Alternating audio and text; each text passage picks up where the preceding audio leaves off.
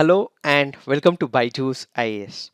Let's get started and look into the first article. The first article says out of line. West Bengal had recently concluded 8 phases of elections. After the conclusion of the elections, what we had was the announcement of the result. Immediately after the announcement of the results, West Bengal witnessed political violence. Because there was political violence that was ignited in the state of West Bengal, we have the West Bengal governor who visited Cooch Behar district in West Bengal. Why? Because it was this region which was hit by the post-poll violence. So the article here critically analyzes if this particular visit made by the governor of West Bengal is right or wrong. Why? Let's try and look at all the arguments put out by the author. First up, the author here says that this visit of the governor is a grave transgression of the bounds of the constitutional propriety. Why? Let's look at the arguments. We have one of the important articles in the Indian Constitution. What is it?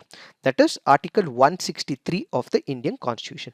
When it comes to a state, we have two parties in picture.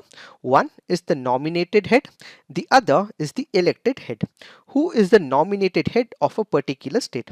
That happens to be the governor, who happens to be the head of the state. Then we have the elected representatives, who is headed by the chief minister, and we also have the council of ministers. When it comes to the business of the state, when it comes to the state affairs, when it comes to taking care of the law and order, who should be taking the responsibility? It is the elected officials. So Article 163 clearly says there will be council of ministers to aid and advise the governor. So all the missionaries, all the actions in a state will have to be taken care by the elected representatives, and only the advice of the elected representatives will have to be taken by the governor.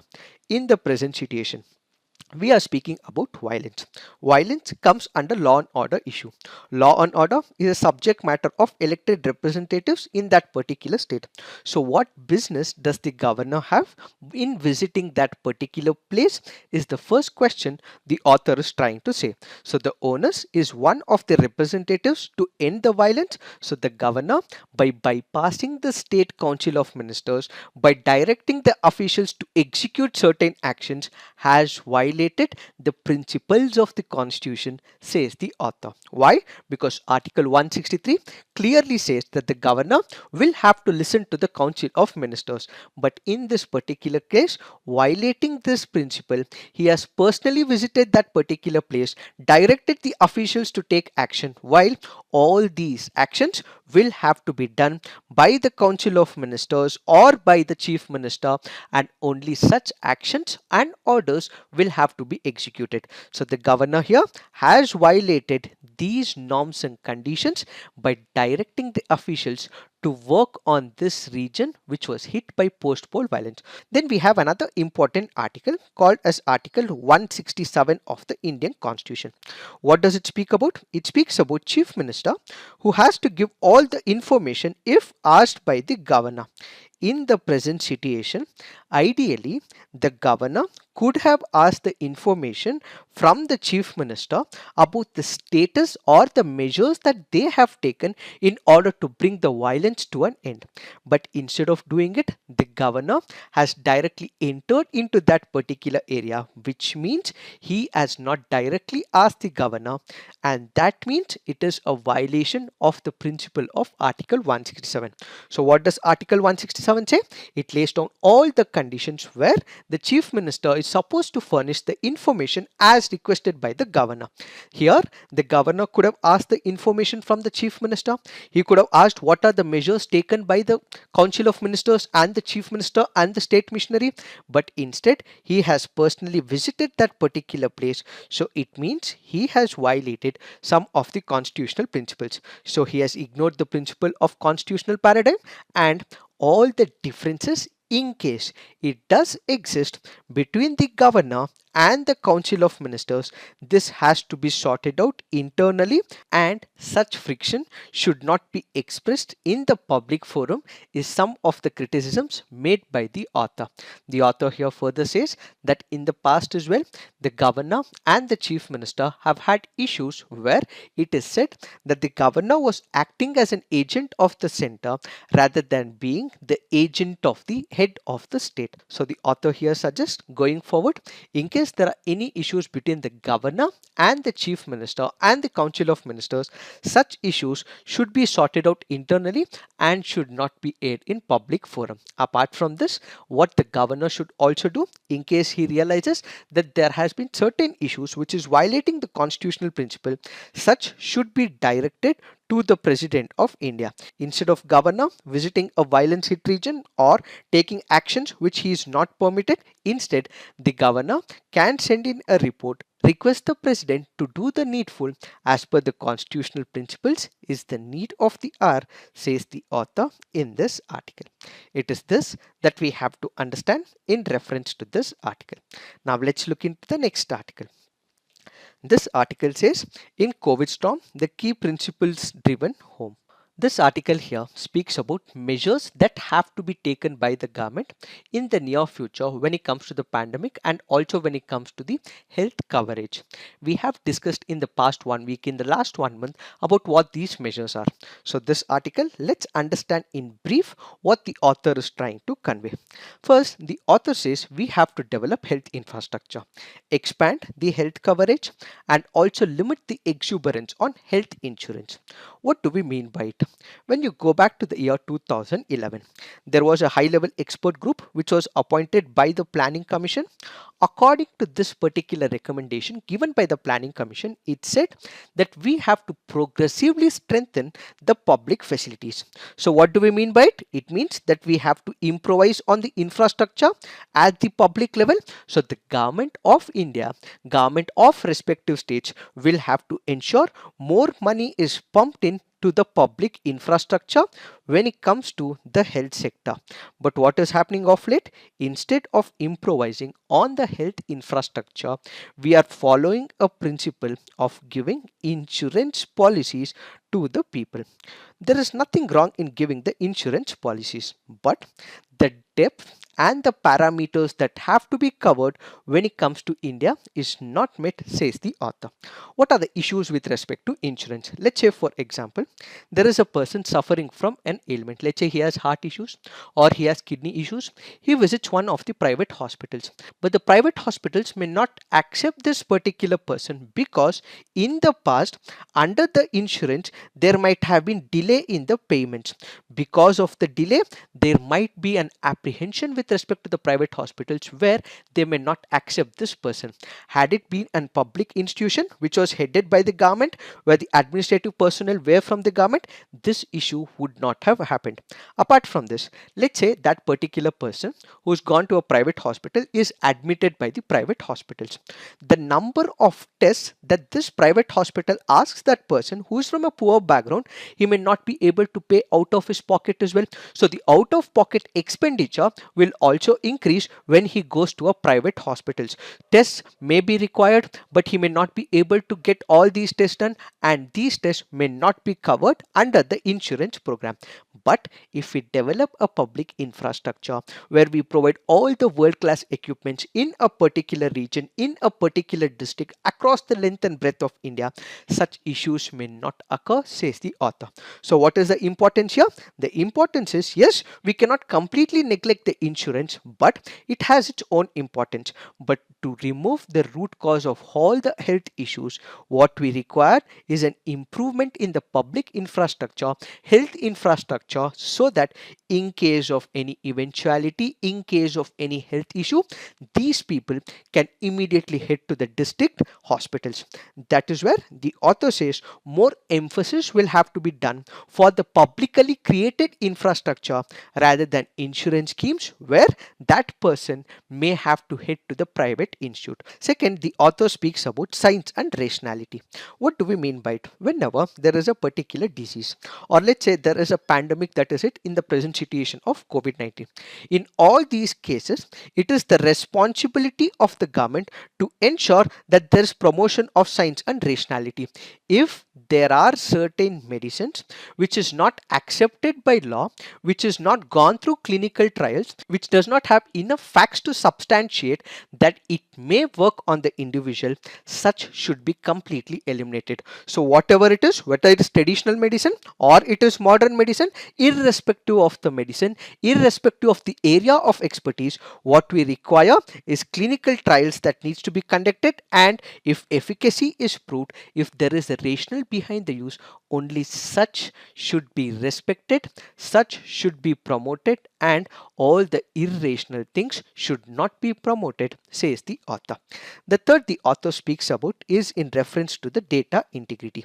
What is this data integrity? Let's say, for example, for a public health pandemic, we have to combat the pandemic. So what we require is actions that have to be taken by the administrative personnel, for which what we require is data and statistics, for which what we require is which area is impacted, how many people are impacted. In case we have to impose lockdowns, we have to know which district, how many people are present, and how and where and when this lockdown has to be imposed. For all this implementation, what we require is data, that is the numbers with respect to the district and also the people who are impacted by this particular pandemic. But unfortunately in India currently we do not have enough data, says the author. So the author is saying that as of now we do not have much data, which is where we are also lagging, and as a result, because of the discrepancy in recording the data, India's international image is also under trouble, says the author. So going forward, what we require is reliable information that has to be collected by the government, says the author. The fourth recommendation given by the author is in reference to the good economics. When we look into the COVID-19, last year 2020 and the present year second wave, what we are actually witnessing is large number of people are entering the fold of poverty. The COVID-19 one, that is the first wave, had already pushed the poor into the more poor poverty sector, and we also have the middle class as well who have entered the fold of poverty. In order to overcome these issues of poverty, to bring them above the poverty lines, what the government has to do is to bring more schemes and programs which are transparent enough, increase the nutritional status, and ultimately prevent the slide to poverty, says the author. So going forward, the author suggests what we require is able leadership, political will, and principles of social welfare which has to be executed, says the author. It is this that we have to understand in reference to this article. Now let's look into the next article. This article says, lend a helping hand to children the right way. Because of COVID-19, what we are witnessing is number of children are losing their parents. In fact, they are losing their family members, and they have also become orphans as well. In this particular backdrop, there are number of people who are posting on social media that we have to take them, we have to adopt them and also give new life to these children. And at the same time, there are a number of other NGOs and individuals who are as well who want to take care of the children. But this article currently goes on to say that yes, this is a beautiful thought that everyone has to encourage. But while encouraging such thoughts, when there are children who are orphans, what we have to follow is due process. Why due process? That is because whenever there is an orphan child, this orphan child has some legal rights. These legal rights will have to be taken care, and only the process has to be followed when the orphan child is given a new life, is what is this article all about. So basically it speaks about the procedures that have to be followed by an agency or a family or a person so that all these legal rights are accommodated to to that particular child. So what are the options that are currently present when it comes to India? Let's say we have one of the child who is orphaned. So this particular child has lost both the parents and there are no guardians to take care of. Immediately what we have to ensure is that all prevalent procedures will have to be followed with respect to this orphan children. So what is the first procedure? Let's say you see an orphan child. It can be with respect to an NGO or you can see it with respect to an individual who has lost his family. Immediately what we have to do is call the toll-free child number, which is 1098. So this particular child line number should be immediately called. Then there will be civil society organizations who will take care of this particular child after considering the background of this particular child. Followed by this, we have something called as the National Tracking System for Missing and Vulnerable Children portal. What is this portal all about? We have the Ministry of Women and Child Development. It is implementing one of the centrally sponsored scheme called as the Integrated Child Protection Scheme. According to this integrated child protection scheme, it has two objectives. What are two objectives? One is to take care of the child, that is to provide the nutritional status in order to provide for the well-being of the child. So the first is to provide the food, take care of that particular child. So all the nutritional status will have to be met with respect to the child. Then we have another objective, that is to check the vulnerability. Let's say there are some rights which are accorded to the children, but these may be violated as well.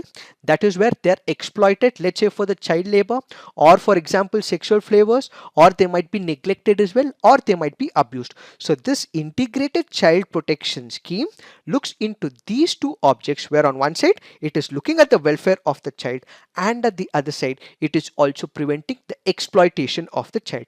In line with this particular scheme, it also has one of the exploitative tool to prevent, that is tracking missing and found children in the form of vulnerable children portal. So in case there is a particular orphan child in this particular portal, what we will have is the district protection officers who can be immediately contacted and a notification can be given under this particular portal. Let's say if these two conditions cannot be met, we can also immediately contact the local police station as well. So in this local police station, they will also have the child welfare police officer. These exclusively deal with children who are orphans or they are victims of that particular crime, or they might also be juvenile delinquents as well. Who are these delinquents? Let's say there is a child who's committed a crime against the laws established by the law of the land. Such will be called as the juvenile delinquents. So this police station will have the child welfare officer who will again take care of such children, says the third procedure. Finally, we also have what is called as the emergency response support system, and the number that individuals can call is 112, which happens to be a pan-India number. This happens to be an emergency response support system for all types of distress. In case a child is in distress, it is an orphan child, immediately such a notification can also be done via calling this number. So all these procedures will have to be followed, says the author. In case they are not being formulated, in case they are not followed, then such non-reporting of the children would be a punishable offense under Juvenile Justice Care and Protection of Children Act of 2015. We have one of the important sections called as section 80 under Juvenile Justice Care and Protection of Children Act of 2015.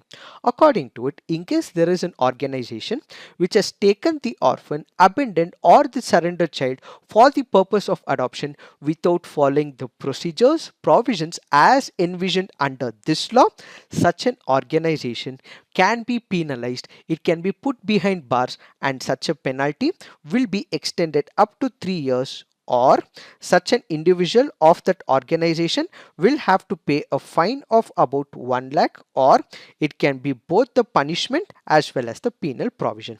Now you might ask me a question, why do we have to follow such a protocol? There are two in nature. One is because this is in the interest of the child. Let's say if this particular child is adopted, this child can also be put into child labor. It can also be put into sexual harassment as well. It can be exploited as well, it can be abused as well. But when we have a legal procedure, we know all these rights that have to be accorded to the child is accorded to the child, and the exploitation can also be prevented. In order to make sure that the safeguards of the child is provided, legal custody is provided to the aspiring parents, which is why what we have to follow is all these legal procedures. So basically these legal procedures will help and protect the child, and at the same time it will also prevent the prospective parents from any harassment in the near future from the relatives or the biological parents as well. So what is the procedure for the adoption? Let's say there is an orphan. This orphan will have to be sent to the child welfare committee. This child welfare committee will decide whether the child will have to go to the family or to an individual, or it has to be held with the state. So it is the state or the government which is taking care of this particular child until the adoption proceedings take place. When such a proceedings take place, the child welfare committee or any of the child care institutions will have to be registered, says the Supreme Court of India. In one of the landmark judgments, Sampurna Behru versus the Union of India, it says in case there is a child care institution which is taking the orphan students into their institution, such an organization will have to be registered.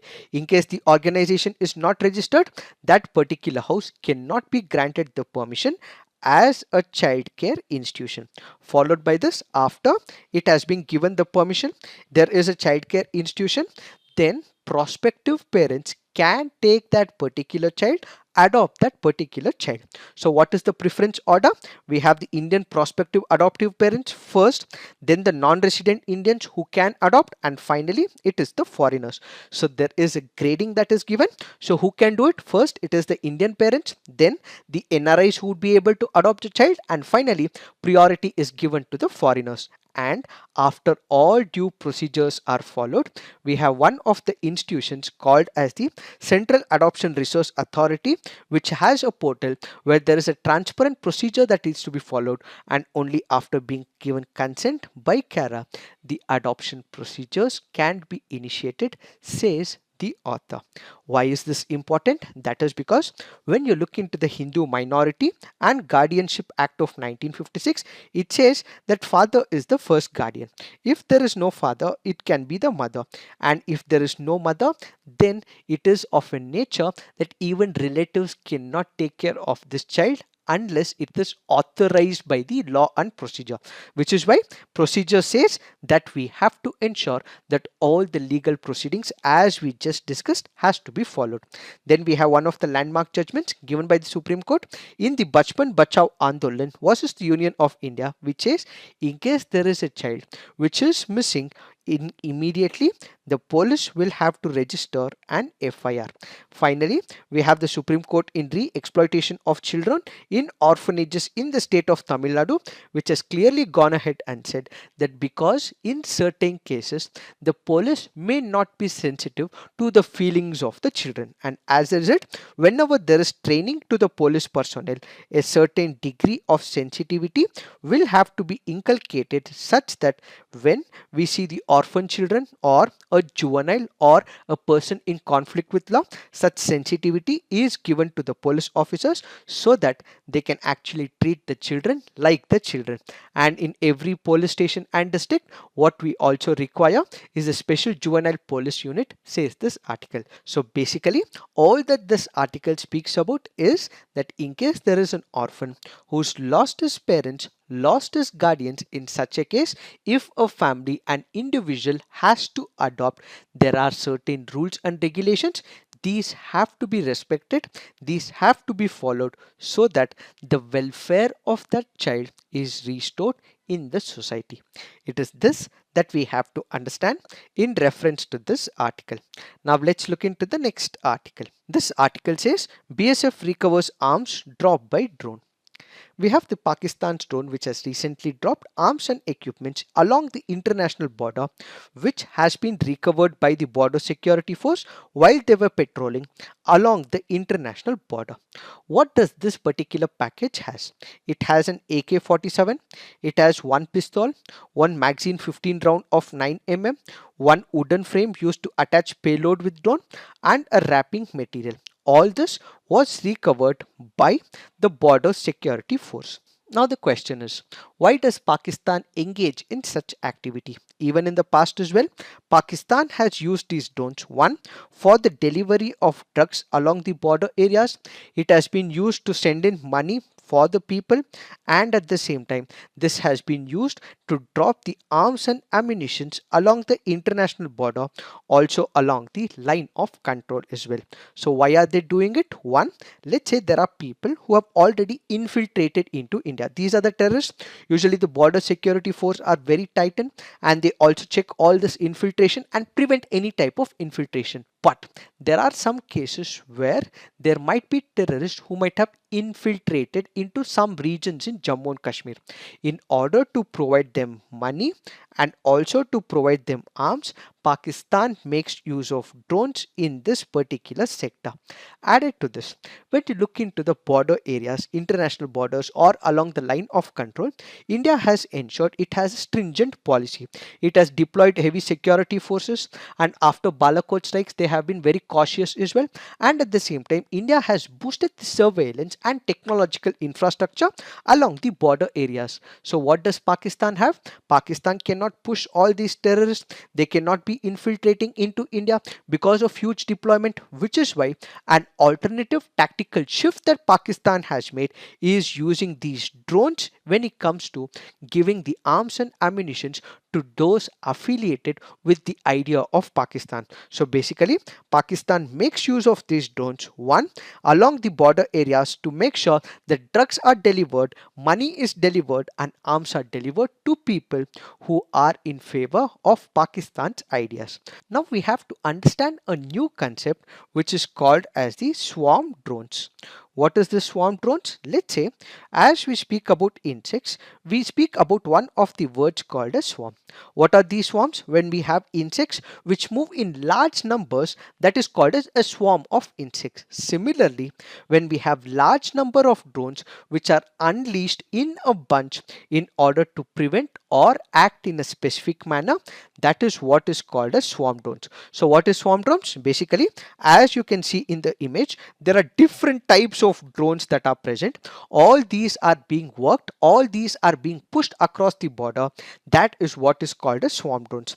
What are the advantages or applications of swarm drones? Basically, these swarm drones, as they enter from one area into an enemy area, it tries to check whether the radar system of that particular country is working efficiently or not. Usually it is the radar which should be in a position to identify any of the flying aircrafts. But in such a situation, when there are huge number of radars, this acts as a deception warfare, and ultimately the radars are confused. So in order to confuse the radars, that is why most of the countries employ what is called as the swarm drones. That is the first application. Apart from this, the second application is two in nature. One, missiles can be implanted on these drones, and at the same time it can also be used to detonate itself.